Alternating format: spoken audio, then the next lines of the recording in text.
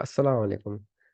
Students, मुझे अभी किसी बच्चे ने रिक्वेस्ट की थी कि उसने एक प्रॉब्लम ये फेस की है कि during the solution procedure of assignment problem उसके पास कुछ इस तरह की कोई पोजीशन आ गई है जो सामने आपको मैट्रिक्स नज़र आ रहा है।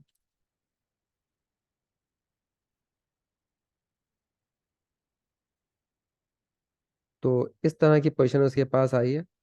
अब यहाँ पे उसको सोल्यूशन निकालने में मसला आ रहा था। तो मैं इसकी थोड़ी प्रैक्टिस करवाया था आपको यहाँ भी। देखो, असाइनमेंट प्रॉब्लम के अंदर सबसे पहले हम ये कहते हैं कि रो वाइज सिंगल जीरो ढूंढेंगे कि ऐसी रो जिसके अंदर एक ही जीरो आ रहा हो, रो वाइज। या कॉलम वाइज ऐसा कॉलम जिसमें सिंगल जीरो आ रहा हो। तो देखो यहाँ रो वाइज है, पहली रो में तीन जीरो है, दूसरी रो में तीन जीरो है, तीसरी रो में दो जीरो, उसके बाद दो जीरो, फिर दो जीरो। कॉलम वाइज भी कोई सिंगल जीरो नहीं मिल रहा। जब ऐसी पोजीशन आ जाए तो इसका मतलब क्या होता है बेटा, समझ लो ये बात। कि इसका मतलब ये होता है कि अगर ये ऑप्टिमल टेबल है, अगर ये ऑप्टिमल टेबल है असाइनमेंट प्रॉब्लम के लिए, तो उसमें मल्टीपल ऑप्टिमल एग्जिस्ट करेंगे इसके। इसका मतलब इस यूनिक ऑप्टिमल नहीं है, फिर इसके मल्टीपल ऑप्टिमल एग्जिस्ट करेंगे। और अगर ये ऑप्टिमल नहीं है तो फिर उसके बाद हमें गारंटी नहीं होगी, उसके मजीद हम ऑप्टिमल की तलाश कर सकते हैं। तो अभी हमें पहले चेक करना पड़ेगा कि इसमें सोल्यूशन, इनिशियल सोल्यूशन निकालना होगा। तो देखो, हर रो हर कॉलम में आपको दो दो जीरोस मिल रहे हैं। तो इसका मतलब है कि अब मैं यहाँ पर सिंगल जीरो नहीं मिल पा रहा है तो कोई भी एक जीरो सेलेक्ट कर लो, पहली रो में, दूसरी रो में, तीसरी रो में, चौथी रो में, किसी भी रो के अंदर या कॉलम में कोई भी एक जीरो सेलेक्ट कर लें, आपकी मर्जी है। आर्बिट्रेरीली, जैसे फॉर एग्जांपल मैं ये वाला जीरो सेलेक्ट कर लेता हूँ। अब ये जीरो सेलेक्ट कर लिया मैंने, तो मैं इसके रो के बाकी तमाम जीरोस क्रॉस कर दूंगा और कॉलम के जीरोस भी क्रॉस कर दूंगा। ठीक है। अब उसके बाद मैं दोबारा अपने उसी प्रोसीजर को अपनाऊंगा कि सिंगल जीरो ढूंढूंगा रो वाइज और कॉलम वाइज। तो रो वाइज अब देखो एक सिंगल जीरो मिल गया मुझे, यहाँ पे सिंगल जीरो मिल गया है।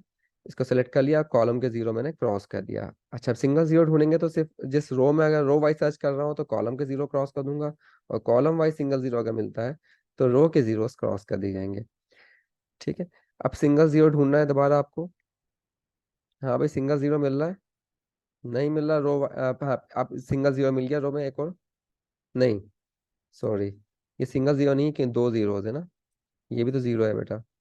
ओके। तो अब आपके पास रो वाइज सिंगल जीरो नहीं मिल रहा। अब कॉलम वाइज सिंगल जीरो देखेंगे तो लास्ट कॉलम में आपका सिंगल जीरो मिल जाएगा, इसको सेलेक्ट कर लो और ये बाकी जीरोस क्रॉस कर दें। इसकी रो में अगर कोई जीरो है तो क्रॉस हो जाएगा। फिर सिंगल जीरो ढूंढे तो देखें यहाँ पे आपके पास चार जीरो बचे हुए हैं, और ना रो वाइज सिंगल जीरो मिल रहा है और ना ही कॉलम वाइज सिंगल जीरो मिल रहा है। तो इसका मतलब ये होगा कि अब जो है हम आर्बिट्रेरीली किसी भी एक जीरो को सेलेक्ट कर सकते हैं दोबारा से, उसी तरह जो पहले स्टेप में हुआ था ना, जब सिंगल जीरो नहीं मिल रहा था तो हमने एक जीरो सेलेक्ट कर लिया, बाकी रो और कॉलम के जीरो क्रॉस कर दिए थे। तो यहाँ भी कोई भी एक जीरो सेलेक्ट कर लें इसमें से, और बाकी इसके रो के और कॉलम के जीरो क्रॉस कर दें। तो मैं इसको सेलेक्ट कर लेता हूँ, और इसको भी क्रॉस कर देता हूँ, और इसको भी क्रॉस कर देता हूँ। अब फिर सिंगल जीरो ढूंढूंगा दोबारा से। ठीक है। तो सिंगल जीरो ये मिल गया आपको, ये सेलेक्ट कर लिया। तो देखो बेटा, ये एक सोल्यूशन, ये ऑप्टिमल है या नहीं पहले चेक कर लो। कितने असाइनमेंट हो, ये 5 बाई 5 की प्रॉब्लम थी, और कितने असाइनमेंट हुए इसके अंदर, एक दो तीन चार पाँच, पांच ही असाइनमेंट हो गए। इसका मतलब बेटा ये ऑप्टिमल आ गया है, ऑप्टिमल सोल्यूशन है। तो अब ऑप्टिमल सोल्यूशन मिला, लेकिन इस ऑप्टिमल सोल्यूशन के मिलने के दौरान आपके पास चॉइसेस आई थी। दो दफा ऐसा हुआ चॉइसेस आई, जो अपने मर्जी से हमने जीरो सेलेक्ट किया है। तो इसका मतलब है बेटा ये यूनिक ऑप्टिमल नहीं है, इसका मतलब है कि मल्टीपल ऑप्टिमल सॉल्यूशंस मौजूद हैं। इसकी इंडिकेशन, इसका मतलब ये हुआ कि इसके मल्टीपल ऑप्टिमल सॉल्यूशन मौजूद हैं। और मल्टीपल ऑप्टिमल सॉल्यूशन अगर निकालने हुए तो मुझे वो चॉइस चेंज करनी पड़ेगी। जैसे फॉर एग्जांपल, अगर मैं इसी टेबल के अंदर चॉइस चेंज कर दूं, और जो पहला मैंने जीरो सेलेक्ट किया था, इस जीरो को सेलेक्ट करने के बजाय ये वाला जीरो सेलेक्ट कर लूं। ठीक है। और इस जीरो को भी क्रॉस कर दूं।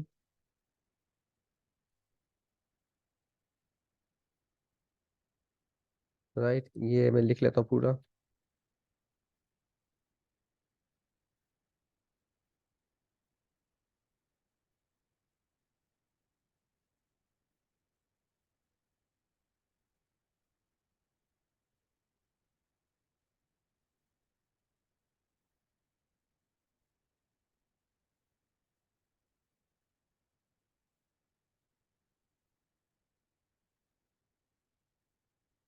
अब अगर मैं सिंगल जीरो सेलेक्ट करूंगा तो कॉलम के भी जीरो क्रॉस हो गए, रो के भी जीरो क्रॉस हो गए। ठीक है। अब अगर सिंगल जीरो, मैंने चॉइस थी ना, चॉइस है, मैंने क्या किया, फर्स्ट जीरो सेलेक्ट करने के बाद सेकंड जीरो सेलेक्ट कर लिया। तो अब यहाँ से स्टार्ट हुआ। अब मैं दोबारा सिंगल जीरो ढूंढना शुरू करूंगा रो वाइज। तो सिंगल जीरो यहाँ मिल जाएगा, ये सेलेक्ट कर लिया बेटा। अब मुझे कंफर्म पता है ये ऑप्टिमल निकलेगा, और या मतलब मुझे अब मसला एक ऑप्टिमल निकल चुका है तो दूसरा ऑप्टिमल भी निकल जाएगा, क्योंकि चॉइस थी ना, चॉइस मैंने चेंज की है। अब सिंगल जीरो ढूंढे, सिंगल जीरो नहीं मिल रहा, कॉलम वाइज सिंगल जीरो ढूंढेंगे। तो कॉलम वाइज सिंगल जीरो यहाँ मिल गया, तो इसके रो के जीरो क्रॉस कर दिया। अब उसके बाद सिंगल जीरो ढूंढेंगे तो दोबारा चॉइस आ रही है, तो इसको सेलेक्ट करके ये क्रॉस कर दिया, ये क्रॉस कर दिया, और ये सेलेक्ट कर लिया। ये एक और सोल्यूशन आ गया बेटा इस प्रॉब्लम का। ठीक है। अब मैं इसके बाद पहली चॉइस जो ली थी मैंने, ये सेलेक्ट करने के बाद मैंने ये सेलेक्ट किया था, अब की बार मैं चॉइस चेंज करके ये भी सेलेक्ट कर सकता हूँ, क्योंकि पहली रो में मेरे पास तीन चॉइसेस थी ना। तो अगर मैं वो सेलेक्ट करूंगा, 0 0 2 1 0 एंड 4 0 0 0 3 1 3 0 0 3 एंड 0 0 4 1 2 एंड 1 1 0 1 0। हाँ बेटा, अब इसके अंदर के मैं लास्ट सेलेक्ट करता हूँ, तो इसका ये क्रॉस हो जाएगा और इसके रो के तमाम जीरो भी क्रॉस हो जाएंगे। उसके बाद अगेन सिंगल जीरो सर्च करना शुरू करेंगे, तो सिंगल जीरो आपको मिल जाएगा, ये सेलेक्ट कर लिया, इससे कॉलम के जीरो क्रॉस कर दिए। फिर सिंगल जीरो ढूंढेंगे, तो सिंगल जीरो मिल जाएगा, और ये सेलेक्ट हो गया, इससे कॉलम के जीरो क्रॉस कर दिया। ठीक है। फिर सिंगल जीरो ढूंढेंगे तो आपको ये मिल जाएगा, और इसे कॉलम का जीरो क्रॉस कर दिया, और ये आपका सिंगल जीरो आ गया। ठीक है बेटा, समझ में आ गया आप लोगों को? तो इस तरह से हमने क्या किया, सेलेक्ट कर लिया, तो एक और सोल्यूशन आ गया आपके पास। ये सोल्यूशन, इसकी कॉस्ट भी सेम ही होगी बेटा। ठीक है, सेम 5 असाइनमेंट हुए हैं और 5, तो आपके पास कॉस्ट सेम आएगी। अब इसमें जो आखिरी वाला हमने निकाला, इसमें तो चॉइस आई, एक ही बार चॉइस थी, वो हमने सेलेक्ट की थी, उसके बाद फर्दर कोई चॉइस नहीं आई। लेकिन ये जो सोल्यूशन निकाले थे दोनों, इसमें आपके पास फर्दर भी चॉइस मिली थी हमको, दोनों में ही फर्दर चॉइस मिली थी। तो वो फर्दर चॉइस को भी हम अवेल कर सकते हैं, उससे मजीद सोल्यूशन जनरेट हो सकते हैं।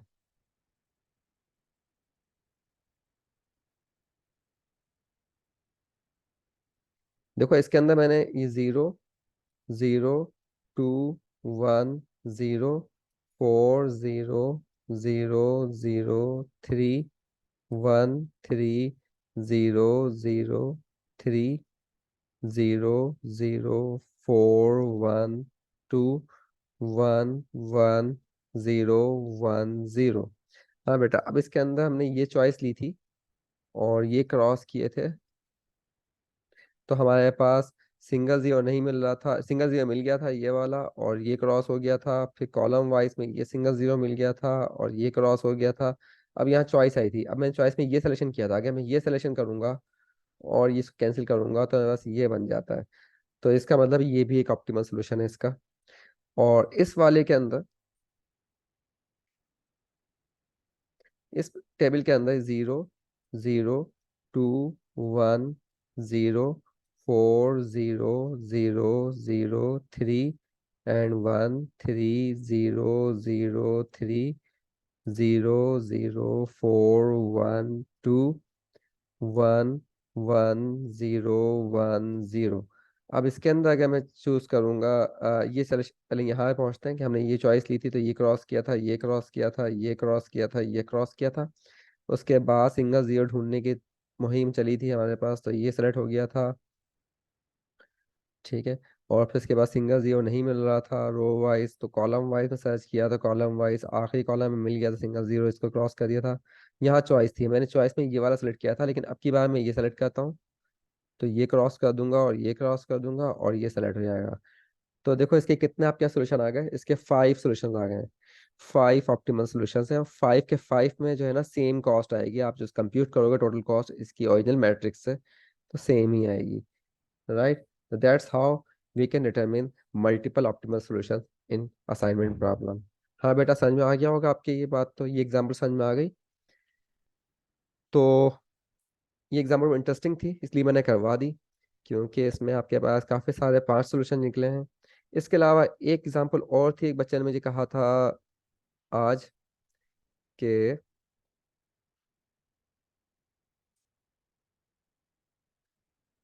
वो बैटिंग क्रिकेट से रिलेटेड थी।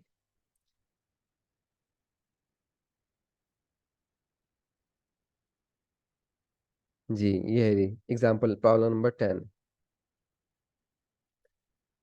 अब प्रॉब्लम नंबर 10 को पढ़ें ध्यान से बेटा। इसमें क्या लिखा हुआ है, a captain of a cricket team has to allot 5 middle batting positions to 5 batsman. The average run scored by each batsman at these position are as follows. ये आपके पास दिया हुआ है। इसमें 5 पोजीशंस हैं और 6 बैट्समैन हैं, नहीं 5 बैट्समैन बस, ठीक है। Find the assignment of batsman to position which would give the maximum number of runs. अच्छा, तो इसका मतलब है कि जस्ट असाइनमेंट प्रॉब्लम नॉर्मल, लेकिन इसको मैक्सिमाइज करना है। ये मैक्सिमाइजेशन प्रॉब्लम है बेटा। इसको मैक्सिमाइज करेंगे मैं 5 बाई 5 की प्रॉब्लम आराम से हो जाएगी। तो पार्ट ए तो बहुत ही सिंपल सा है। ये मैक्सिमाइजेशन प्रॉब्लम है, मैक्सिमाइज प्रॉब्लम है, तो क्या करना पड़ेगा इसको, हम इसको मिनिमाइज में पहले कन्वर्ट करेंगे और फिर सॉल्व करेंगे। मिनिमाइज में कन्वर्ट करने के लिए हम क्या करेंगे कि इसका हाईएस्ट स्कोर निकालेंगे किसी बैट्समैन का, मतलब हाईएस्ट नंबर कौन सा एलिमेंट इसमें 60 है। इस 60 को में से सबको माइनस करवा देंगे, तो ये मिनिमाइज की प्रॉब्लम में कन्वर्ट हो जाएगी और फिर उसको हम नॉर्मल तरीके से सॉल्व कर लेंगे। बेटा समझ में आ गया। फिर पार्ट बी में क्या आएंगे कि एक और बैट्समैन आ गया एफ, और एफ बैट्समैन का जो आपके पास स्कोर है वो ये दिया हुआ है पोजीशंस पर, मुख्तलिफ पोजीशन पे ये स्कोर था। तो इसको भी ऐड करना है इस मैट्रिक्स में, और जब ऐड करने के बाद देखना है कि वो किस बैट्समैन को रिप्लेस करेगा, मतलब इसको टीम में शामिल करें या ना करें, और अगर शामिल करें तो किस बैट्समैन की जगह करें। तो बेटा इसके अंदर अब आपका जो मैट्रिक्स बनेगा ना, इसके अंदर 6 बैट्समैन हो गए, A B C D E और एफ। 6 बैट्समैन जाएंगे और इनके स्कोर सब आपको लिखने पड़ेंगे, 40, 40, 35, 25, 50। राइट। पोजीशन 1 के लिए, पोजीशन 2 के लिए, पोजीशन 3 के लिए, पोजीशन 4 और पोजीशन 5 के लिए। फिर इसी तरह से ये आएगा 42, 30, 16, 25, 27, फिर 50, 48, 40, 60, 50 और ठीक है, इसी तरह से आप निकालेंगे 20, 19, 20, 18, 25 और ये जगह 58, 60, 59, 55, 53 और ये आपके पास ऐड करोगे तो ये आएगा 45, 52, 38, 50 एंड 49। ये आपके मैट्रिक्स बन गया। अब इस मैट्रिक्स के अंदर ये आप बैलेंस नहीं है, मतलब इसमें आपके पास 6 रो आ रही हैं और 5 कॉलम है, तो इसमें एक डमी कॉलम को डालना पड़ेगा। ठीक है, डमी कॉलम इसमें डाल देंगे हम। Dummy 6 position, 6 position dummy position है, मतलब वो एग्जिस्ट नहीं करेगी, और मैंने उसको पोजीशन कह दिया 6, डमी कह सकते हैं, डमी कॉलम है जस्ट। और जाहिर सी बात है डमी पोजीशन में जो बैट्समैन जाएगा तो वो मैच खेलेगा ही नहीं, तो उसका स्कोर जो है वो 0 ही होगा। उसका कोई स्कोर होगा ही नहीं, डमी पोजीशन में खेलेगा ना, वो तो नहीं खेल ही नहीं रहा, वो तो बाहर बैठा हुआ है, तो उसको नहीं कर सकेगा, बैटिंग नहीं कर सकेगा, तो इसको क्या डाला उसमें, 0 डाल दिया। अब भाई ये 6 बाई 6 की प्रॉब्लम बन गई, इसको सॉल्व करना है, लेकिन मैक्सिमाइजेशन प्रॉब्लम है, इससे पहले मिनिमाइज में कन्वर्ट करना पड़ेगा बेटा। तो इसको मिनिमाइज में कन्वर्ट करोगे। मिनिमाइज में कन्वर्ट करने के लिए आप तमाम एलिमेंट में से 60 को माइनस कर दोगे और फिर इस प्रॉब्लम का सॉल्व करो। अब सॉल्व करने के बाद, जब सॉल्व कर लोगे आप, तो अब देखना कि ये एफ जो है वो किस पोजीशन को असाइन होता है। पहली पोजीशन को असाइन होता है, दूसरी को होता है, तीसरी को होता है, चौथी को या पांचवी को, किस पोजीशन को असाइन होगा वो हम ले लेंगे। ठीक है, अगर असाइन फॉर एग्जाम्पल यहाँ असाइन होता है, लेट्स सपोज यहाँ पे असाइन हो जाता है ये तीसरी पोजीशन पे, तो इसके बदले में कोई और बैट्समैन होगा जो डमी पोजीशन पे जाएगा। फॉर एग्जाम्पल डी डमी पे चले जाता है, लेट्स सपोज मान लेते हैं डी जो है डमी पोजीशन पे चला गया। इसका मतलब क्या निकलता है कि एफ ने डी को रिप्लेस कर दिया, डी को, और डी जो है डमी पे चला गया है। ठीक है, डमी है ये, डमी पोजीशन है, ठीक है। डमी पोजीशन पे जाएगा तो डी को रिप्लेस कर दिया। और अगर एफ को डमी को साइन हो गया, लेट सपोज, इसका मतलब है कि एफ टीम में जगह नहीं बना सकता, उसकी कोई ज़रूरत नहीं है, ये हमारे 5 बैट्समैन ही काफ़ी हैं। वही गेम खेल लेंगे कि एफ जो है ना हमने सॉल्व किया ऑप्टिमल के लिए, तो एफ ऑटोमेटिकली डमी को साइन हो गया। तो पहले मिनिमाइज में कन्वर्ट करना याद रखो, मिनिमाइज इस तरह मत सॉल्व करना, मैक्सिमाइजेशन प्रॉब्लम है। इसको पहले क्या करोगे आप, मिनिमाइज में कन्वर्ट करोगे, और फिर जो है ना देखोगे कि इस प्रॉब्लम को सॉल्व करके एफ कहाँ जा रहा है, डमी को असाइन हो रहा है या टीम में आ रहा है, जगह बन रही है। तो देखो यहाँ पे इसको हम असाइनमेंट प्रॉब्लम में सॉल्व कर सकते हैं। तो असाइनमेंट प्रॉब्लम में इस तरह से भी हम जो है ना क्रिकेट की प्रॉब्लम, स्कोरिंग प्रॉब्लम, या टीम में किसको सेलेक्ट करना है किसको नहीं करना, ये प्रॉब्लम भी सॉल्व की जा सकती है बेटा। ठीक है बेटा, समझ में आ रही है आप लोगों की बात? तो ये प्रॉब्लम भी आराम से हल हो जाएगी। ओके बेटा, अल्लाह हाफिज।